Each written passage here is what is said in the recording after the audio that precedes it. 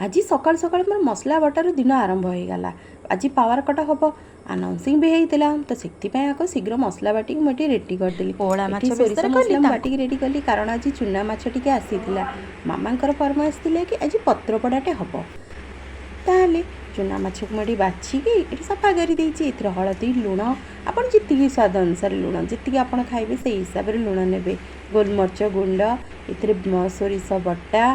ता सहित टिके छोट पियाज छोट छोट पियाज कौन जानना जोटा गाँव में मिले ओली पियाज कहती से पियाज दुटा मुझे कारण ये पियाजटा मीठा लगे ये खावाई कि बहुत भल लगे। ता सहित मुझे गोटे चामच सोरिष तेल नहीं आपंकर जब छोट चामच तो 2 चामच सोरिष तेल ने ए कंचा लंका मुझे 4टा नहीं काटिकी मझिरू खाली फाड़ करके पकई मुग जाई गोटे चामच नहीं 8 ରୁ 10ଟି रसुण दरदरा करके कुटी देकी पकई देती। एसबू को आपड़ टे गोल दिंतु गोल देती समय रखी दिंतु रखीदा ये गोटे लुहा तावा बसी आपण मान पुराणा लुहा तावा थी तो आपण मैंने बसईदेवे बसईक मुझे गरम कर गरम कलापर ये तो आगुरी घसी समस्त घसी निआरे करती चुली रे पलम देते तो आमर जाल ना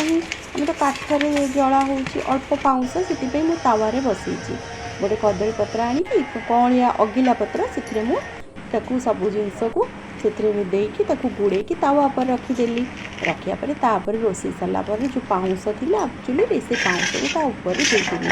बस अध घंटे 45 मिनट आप हाएस्ट अध घंटे रखु हो आपंकर एबे देखो मो चुना माछ पत्रटा कितने सुंदर भाव